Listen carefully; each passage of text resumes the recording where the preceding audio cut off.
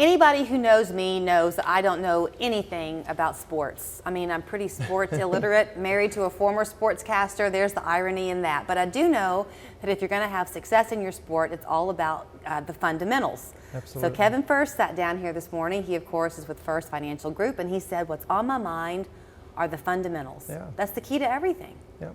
But morning, in a Julie, good by the morning. way. In a financial conversation, though, what does that mean? What are the fundamentals of your money? Yeah, so I think it's, we used to have a slogan, everything counts or everything matters. And so with that, you have to start.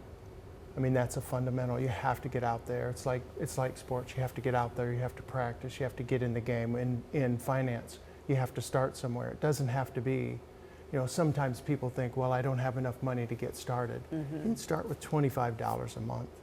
I know that seems like not that much, but 25 can become 100, can become 500, can become 1,000 a month. Mm-hmm. You don't, because it's the conditioning? It's the conditioning, yeah. And then, a budget, you should have some kind of a budget or know somewhat of what you're going to spend. And then there's taxes. There's fundamentals in preparing your taxes and make sure that you're watching out over your growth in your assets and so forth so that it's not all taxed. Mm-hmm.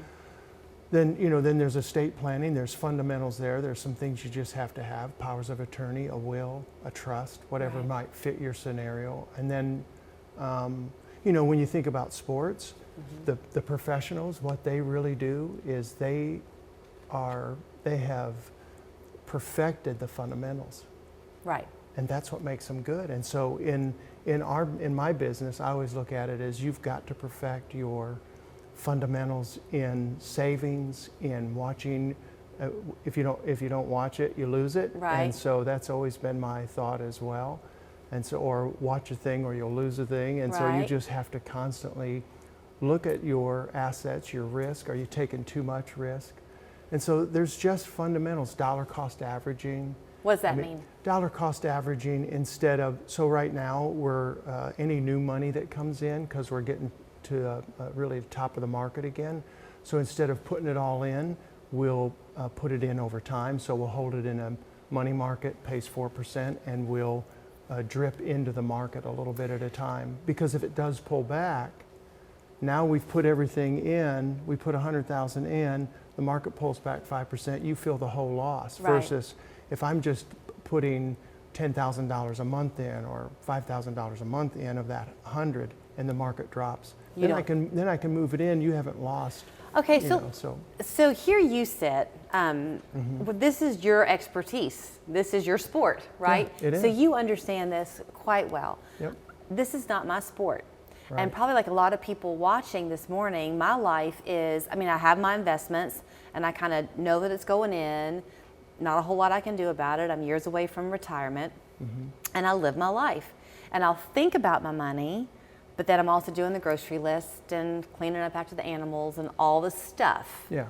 So when somebody comes to you at Fuerst Financial Group, you're looking over all of it, right? So that they can Correct. still take care of their own life. Correct. So you have to look at everything, get the big picture, and then break it down into small bites so that everybody can kind of, get their arms around it. Because if I unload everything on somebody, it's just too much. So when we onboard a new client, we work one aspect at a time. Either it's taxes or it could be estate planning is the focus, knowing that we have to come back to those others and get those fundamentals in line as well. What timeline do you work on to come back to those others? Like how frequently do you see a new client? So with a new client, it's somewhere between 4 and 6 weeks per item. That's nice. You Yeah. get to really know them that way. Oh yeah. Well, you have to. You have to know everything about them. What's coming in, what's going out, what are their needs, what are their goals, what do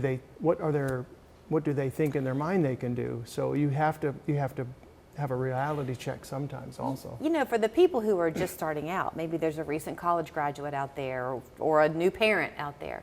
The terminology, the vocabulary of finances is its own unique niche. Do you have a book that you like that you recommend to people, or a source or resource to turn to?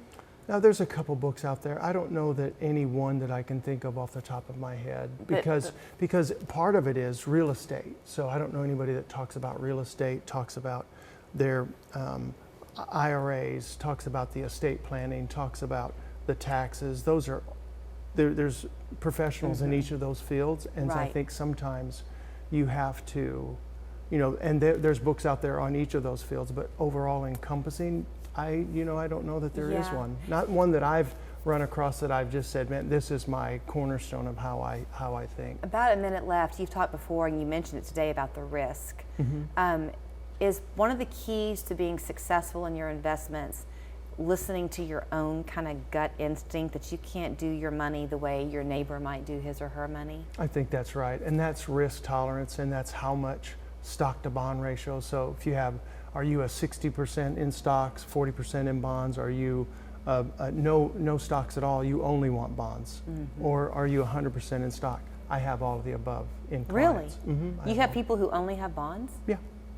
No, they don't want any risk. They want income. That's all they That's all want. they And if want. they can get 4 or 5%, if it's tax-free, that's what they want. Okay. And then I have some that just have all in stock, but they didn't panic. They're not calling when the market drops 10 or 20% because Right. they're in it Because long they term. did that assessment. Right. So I love his website. He's an optimistic guy, and the website to me says that optimism because it's growkeepleave.com. He Right. believes if you do it the right way, that's the dream you can achieve. Right. 899-8555 is his phone number. Thanks, Julie.